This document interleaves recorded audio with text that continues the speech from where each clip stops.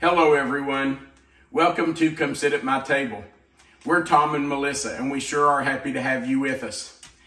As you may know, we are doing a series this December for Christmas that we're calling Countdown to Christmas. Today we have a special guest with us. This is our grand dog, Echo. Now this is not Echo's first video. She's been in one other video of ours. But we are house sitting, no, we're pet sitting Echo this week. So we thought we would do a recipe for Echo. So today we are going to do Doggie Treats. And that way we'll have something in our series for our four-legged family members. All right, Echo, I'm going to go to work. So, okay, we're going to make Doggie Treats. And this is what we're going to use to make those. We're going to start with 1 cup of pure pumpkin. Now, I want you to notice that it does say 100% pure pumpkin. Make sure you're using this. Do not use pumpkin pie filling. She's standing right here looking at every ingredient. You want to make sure you're using pure pumpkin because there is nothing in here but pumpkin. If you're using pumpkin pie filling, it's got a lot of spices in it that will not be good for your dog. So make sure you're using pure pumpkin. We're also going to use 2 eggs. She's cracking me up. And we're going to use 1/3 cup of natural peanut butter. Now, if you've been around here much, you know that I love Jif. But you do not want to use something like a Jif peanut butter or a Skippy. You want to use natural peanut butter. Peanut butters that we would use for us are full of sugars and a lot of salt and even may have some spices in them that your dog does not need. So if you use natural peanut butter, it's going to have nothing in it but peanuts and maybe just a touch of salt, which won't be too bad. So I really suggest natural peanut butter. The next thing we're going to use is 1/4 of a cup of mashed banana. Now that's about half of a mashed banana. So just mash it up good. It's going to incorporate right in with your other ingredients, but just mash it up pretty good. The next thing we're going to use is 2 cups of flour. Now you can see that I'm using whole wheat flour, but you do not have to do that. You can use all-purpose flour, and that's just fine. I feel like whole wheat flour is a little bit better for a dog, just better for their digestive system, but that's not necessary at all. If you want to use all-purpose flour, that will be fine. We're also going to use 1/4 of a teaspoon of cinnamon. I do not use pumpkin pie filling or regular peanut butter because it has spices in it and you don't always know what spice is in it. Cinnamon is fine for your dog, but a lot of other spices are not. One thing you want to make sure of is that you do not put any nutmeg in anything your dog's going to use. It can be deadly for a dog. So just 1/4 of a teaspoon of cinnamon, no nutmeg. And then Echo's favorite treat, we're going to put in 3 strips of bacon that I have fried and crumbled up. And that will go in right at the end. Now, guys, this couldn't be any easier. All we're going to do is take all of this and put it in together. So in we go. And I'm just going to dump it all in.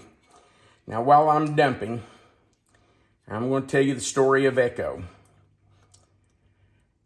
Our daughter had a curfew when she was a teenager.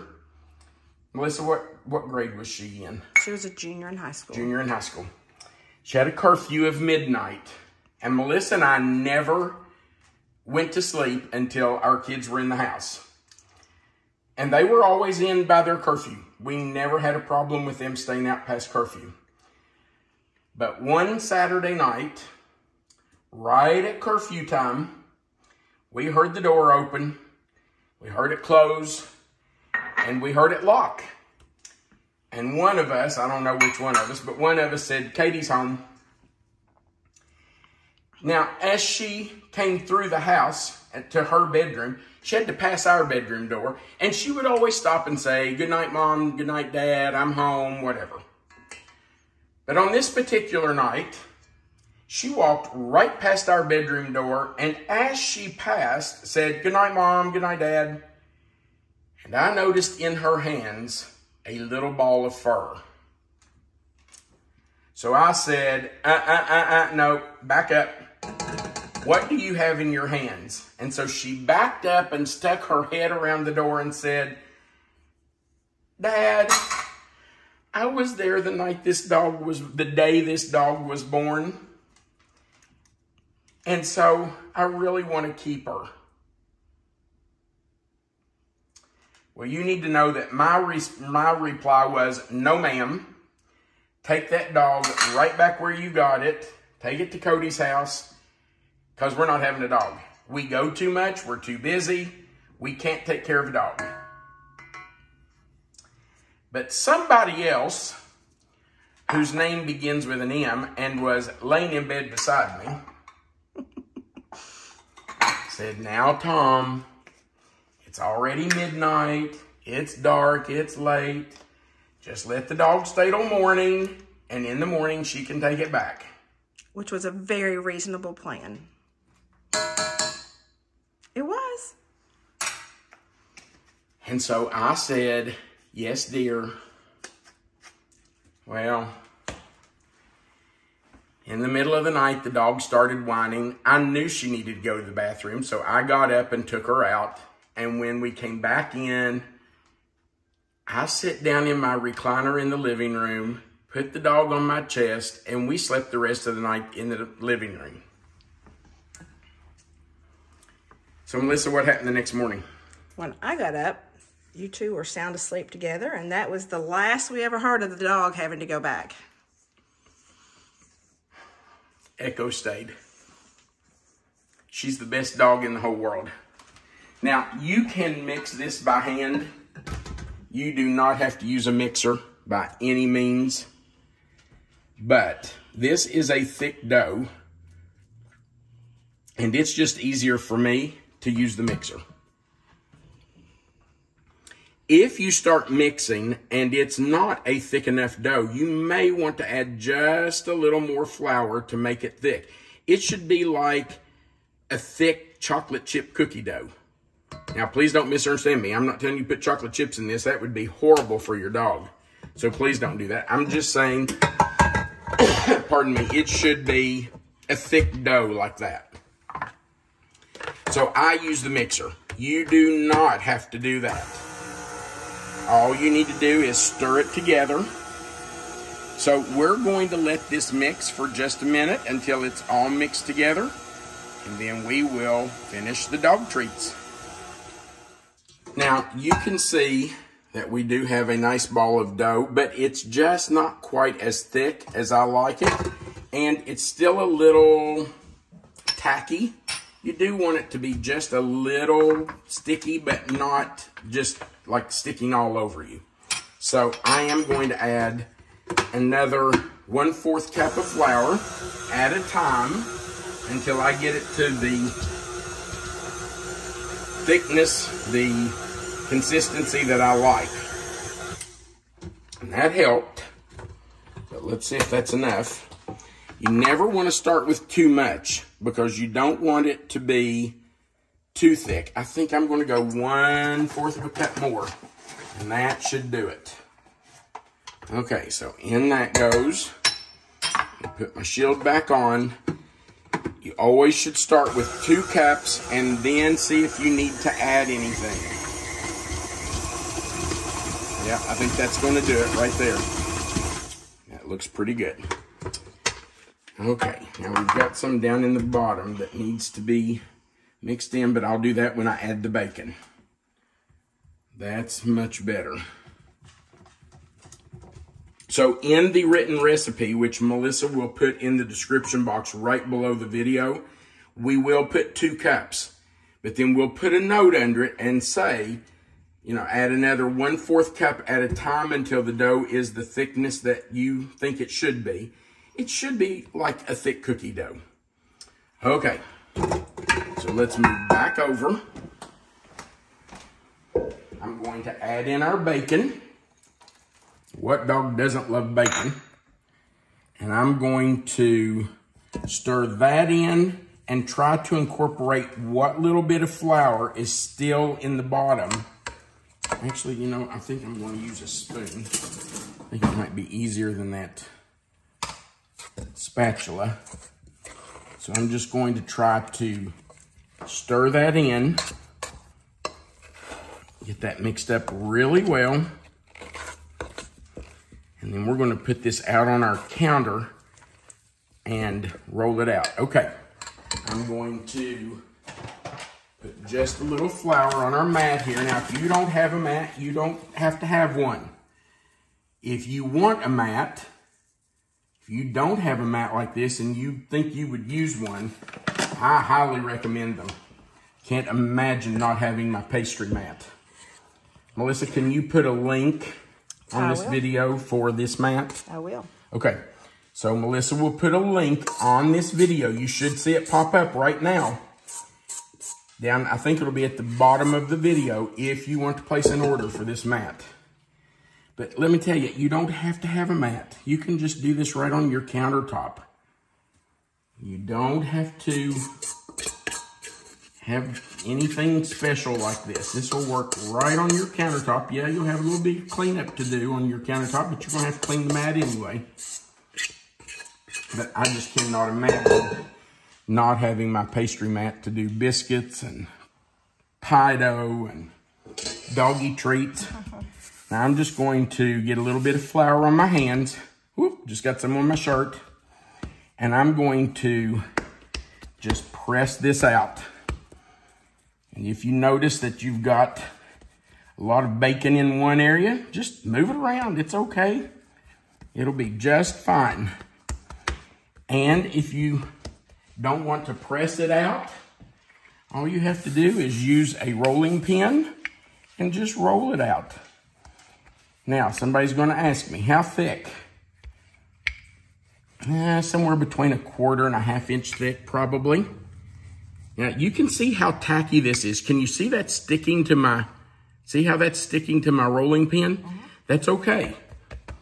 That's perfectly all right. You don't want it to be dry. Now, by the way, I have preheated my oven to 350 degrees. And it's ready for us to bake these. They need to bake, I'm going to say,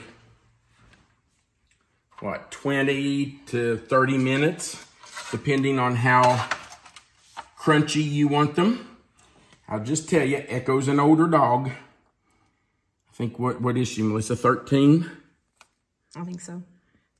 So, you know, she's not going to want something that's as crunchy as she would have wanted when she was a pup. I should have dipped this in flour. I forgot to do that. So it's sticking. So, you know, we won't bake them as long because we don't want them to hurt her teeth. I have to show them your little cookie cutter. Oh, yeah. In this case, the dog treat cutter. Yeah. It's so cute. Well, you know, Echo needs her own cookie cutter. And, you know, I think that's just a little too thick. Yeah, that one is a little thick, maybe. Yeah, so I'm going to press these out just a little more.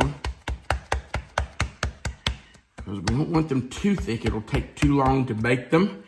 And then they'll be too hard around the edges. So I'm going to just press it out a little more. I think that's better. All right, now let's cut out another one. There we go. That's better. I should have dipped that first one. Now, there's one other thing you can do. Oh, Melissa, I forgot to do that. I'm just going to use this right here. If you'll find something that's just, you know, I don't know, about the size of this probe, you can take it and make 3 holes. Well, I just dropped it. You can make 3 holes in your dog biscuit. You know what? That's not going to make the holes big enough. I'm going to have to find something else. I'll do that in a minute. When we come back, I'll show you. But you might want to just make them a little thinner than that first one, and find something to punch some holes in it if you want to. That's not necessary, but it just makes them look cute. All right, I'm going to get these pressed out and on our baking sheet, and then we'll be back to let you see them. Our Doggie Treats are cut out and on the sheet. And I'm just using a skewer since the temperature probe did not work. I just got a skewer out of the pantry, dipping it in some of the flour, pushing it in and just twisting it around a little bit to make the holes. And now they are ready to go into the oven. Now, as I said before, the oven is set at 350. We're going to bake them for 20 to 30 minutes. If they're not quite crunchy enough, I may leave them a few minutes longer than that. But if you overbake these, when they get cool, they're going to be way too hard. They will continue to get crunchier as they cool. So you don't want to overbake them. I would start with 20 minutes and check one. And if you think it's not quite ready, leave it for a few more minutes. But I'm going to say probably not over 30 minutes. We'll see what happens. Okay, in we go. Our Doggie Treats have baked and been on the counter for quite a while and cooled set. And they are ready for somebody to try. She's a little excited. Nope, sit. She's excited to try these. But I want to tell you a couple of things first. We did bake these for 26 minutes. I did not bake them until they were crunchy because Echo's 13 years old and she's lost some teeth. She's getting up there in age. She just appreciates them being a little softer. Yeah, she just can't crunch things like she used to. I used to buy big hard bones for her and she could go through those in a couple of days, but that's just not the case anymore. So I did only bake them about 26 minutes, 25 minutes. They're not soft, but they are a little pliable. I mean, you can bend them. So they're not really hard and crunchy like you would think of dog treats being. If you wanted yours to be hard and crunchy for your dog, you would probably want to bake them 30 minutes or a little more. The other thing is I want to tell you that this made 18, and I used a medium-sized dog bone cutter, cookie cutter. So, you know, it's going to make a different amount depending on the size of your cutter, what you use, but this made 18. These will store for quite a while. If you want to just put them in like a Tupperware container or something like that, you can leave them out on the counter for a week or so, and they'll be fine. If you want to store them in the refrigerator, they'll do fine in the refrigerator for 2 to 3 weeks. If you want to freeze them, they will last for a few months. They'll be fine. You just need to take them out and let them come to room temperature before you give them to your dog. So these store really well. Now, one other thing I wanted to tell you about this recipe that I meant to mention earlier, if you want to replace the banana in this recipe with applesauce, you can do that. Just an equal amount of applesauce in place of the banana. Either works fine. Both of them are equally good. So you can do that if you want. All right. We have somebody who just can hardly wait any longer. She's ready for a treat. Are you ready for a doggy treat? Oh, she's slobbering left and heart. Oh my goodness. It's a good girl to sit down. Oh, you want to shake? Okay, shake hands. Good girl. Okay, are you ready for a doggy treat? Look here where she slobbered on the floor. I'm going to have to clean the floor. It doesn't matter because she's not a neat eater. Okay, nope. Shake. Good girl. She's not a very neat eater, so I'll have to clean the floor anyway. It's all right. Sit. Shake. Good girl. Are these good treats? Do you like these? She's so excited. Such a good baby. I think she knows the treat word. Oh, she definitely knows the treat word. You know, 13 years ago when she came home that night with Katie, sit, I was not very happy. But I am so glad we kept her. Our lives have been blessed by having this sweet dog. She's a good one. All right, we do want to remind you that we are doing the Countdown to Christmas series, and we would appreciate you coming back and watching our video every day as we count down to Christmas. We plan to do a video every day for several more days, so make sure you come back and stay with us for that series. Thank you for watching our videos. Remember that right below this video, there is a description box where you'll see the title of the video. If you click in that box, it will expand. Melissa always puts the written recipe there for you. Also under this video, there's a like button. We would appreciate you clicking that. If you haven't before, please click that subscribe button and the little notification bell beside of it and the word all. That just joins you to our channel. It's how we build our channel, and we sure would appreciate you subscribing. Also, there is a place for you to leave a comment. Somebody needed a drink. There is a place for you to leave a comment. So Echo sure would love to hear from you. If you would want to leave a comment, we would appreciate that. Thank you so much for watching our video. We do appreciate it. We appreciate you being here for our countdown to Christmas. And we just want to say from Echo, from Melissa and me, Merry Christmas.